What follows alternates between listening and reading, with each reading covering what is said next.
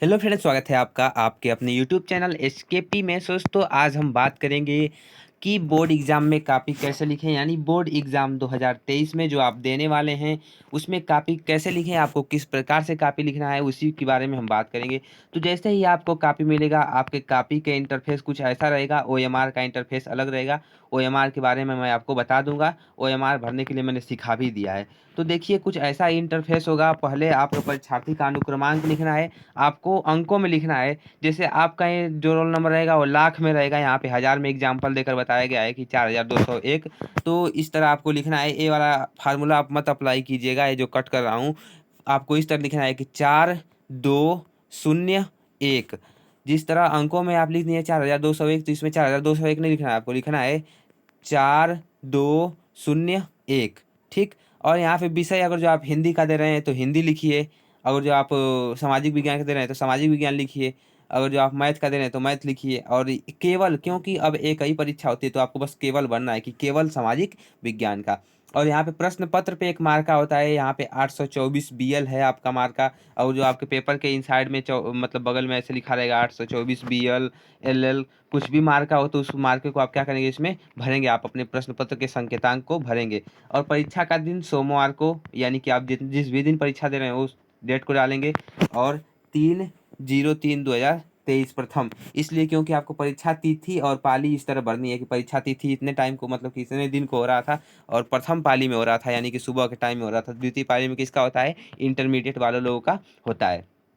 और जो इंटरमीडिएट वाले लोग होंगे वो वहाँ पे क्या लिखेंगे, द्वितीय पाली लिखेंगे। ठीक।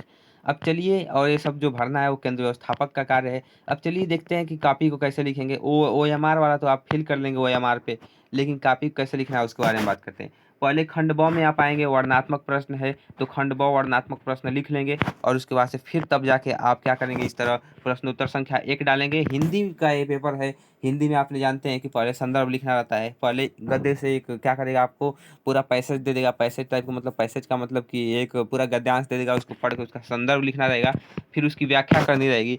तो आपको संदर्भ लिखने का पैटर्न आना चाहिए। जैसे कि प्रस्तुत पद्यांश हमारी पाठ्य पुस्तक हिंदी के मित्रता नामक पाठ से ली गई है, जिसके लेखक आचार्य शुक्ल जी हैं, आचार्य रामचंद्र शुक्ल जी हैं। और उसकी व्याख्या करेंगे, जो भी चीज़ लिखा रहेगा उस मतलब कि उसका व्याख्या आप करेंगे अपने हिसाब से।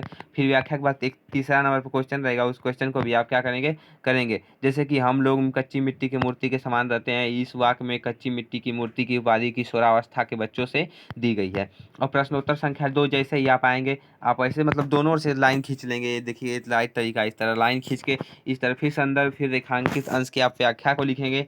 और उसी तरह फिर तीसरा क्वेश्चन एक होता है, उसमें तीसरे वाले क्वेश्चन को क्या करेंगे, उसी में करेंगे। इस तरह आपको कैसे मार्क्स मिलेंगे, देखिए आपको दिखा भी देते हैं। जैसे कि यहाँ पे आपको 2 मार्क्स मिल गए, यहाँ पे आपको 2 मार्क्स मिल गए, और यहाँ पे भी आपको कितने मिल गए, 2। तो आपको कितने मार्क्स मिल गए, 6 मार्क्स। एक 6 मार्क्स का भी होता भी है। और इसी प्रकार से प्रश्नोत्तर संख्या आप 3 करेंगे। संस्कृत का ये दिया रहेगा आपको पैसेज, मतलब यानी कि संस्कृत का गद्य से, तो गद्य से दिया रहेगा। जैसे वाराणसी नामक देखिए, मानव जीवन जो भारतीय संस्कृति चैप्टर है उससे लिया गया है।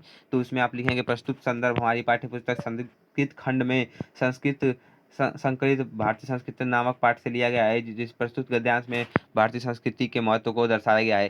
यानी जो गद्यांश है उसमें भारतीय संस्कृति के महत्व को दर्शाया गया है। तो आपको कुछ इसी प्रकार अपने पेपर को क्या करना है, लिखना है, ताकि आप यहाँ पे 2 नंबर संदर्भ का मिल जाए, आपको 2 नंबर इसका मिल जाए, आराम से आपके 4 नंबर मिल जाए। इसी प्रकार से श्लोक दिया रहेगा आपको कि प्रस्तुत श्लोक हमारी पाठ्य पुस्तक के संस्कृत खंड में संकलित जीवन सूत्राणी नामक चैप्टर से लिया गया है। यक्ष युधिष्ठिर से पूछता है कि भूमि से अधिक भारी कौन है। ये एक जानते हैं क्या, है अनुवाद है, जिसमें दिया रहेगा कि पूछा रहेगा कि यक्ष जब पूछ रहा था कि युधिष्ठिर से कि भूमि से अधिक भारी कौन है, आकाश से ऊंचा कौन है। मनु किस्विद गुरुत्तरम भूमि किस्विद उच्चतर चखात, यानी पिता से ऊंचा कौन है। इसी तरह आपको क्या करना है, मतलब लिखना है।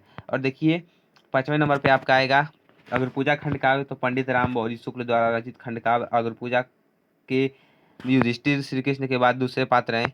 तो मतलब ये युधिष्ठिर का चरित्र चित्रण किया गया है कि युधिष्ठिर धर्मपालक और न्यायप्रिय राजा थे, अत्यंत विनम्र और आज्ञाकारी थे। मतलब आपको स्पष्ट करके बिल्कुल जितने नंबर का है उसी हिसाब से लिखना है, ना ज़्यादा लिखना है ना कम लिखना है। ठीक।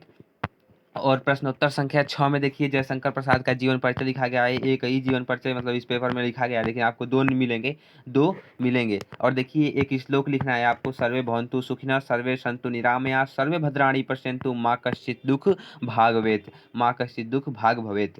ये क्या है, आपको श्लोक लिखना है। अब देखिए 8वां है कि चंद्रशेखर, 2 प्रश्न लिखो, आपका उत्तर देना रहेगा। 2 प्रश्न 5 दिए रहेंगे, लेकिन आपको 2 ही बताना रहेगा।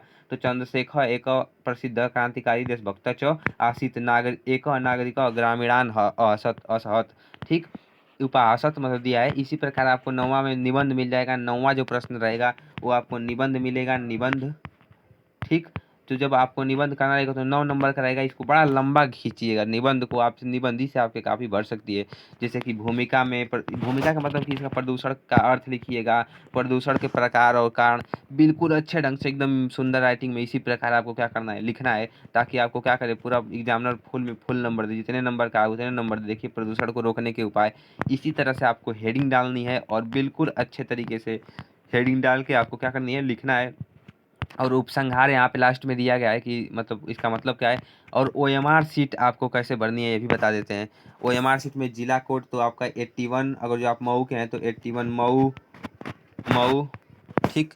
अगर जो आप आगरा के हैं तो 01 आगरा। अगर जो आप कहीं बलिया के हैं तो आपके लिए, आपके ज़िले के लिए जो कोड है आप उस कोड को क्या करेंगे, लिखेंगे। आपके ज़िले में जो कोड है, केंद्र का कोड लिखेंगे जहाँ पे आपका सेंटर क्या रहेगा। आप अपना अनुक्रमांक भरेंगे जितना रहेगा। विषय यहाँ पे अगर जो आपका हिंदी है तो आप यहाँ पे हिंदी भरेंगे। प्रश्न पत्र संख्या आप यहाँ पे फिर वही भरेंगे। प्रश्न पत्र पर जो संख्या रहेगी 824 रहेगा तो 824 भरेंगे। और यहाँ पे प्रश्न पत्र मार्का आपको भरना है। वैसे OMR मैंने भरना सिखा दिया है, आपको मेरे चैनल में जाएंगे तो मिल जाएगी आपको। ये OMR का न्यू सैंपल है। आई होप आपको समझ में आ गया होगा कि किस तरह से काफ़ी बिल्कुल अच्छे तरीके से स्पष्ट तरीके से लिखनी है। सो दोस्तों thank you, bye bye, take care of yours. चलिए इसी के साथ वीडियो क्या करते हैं, एंड करते हैं।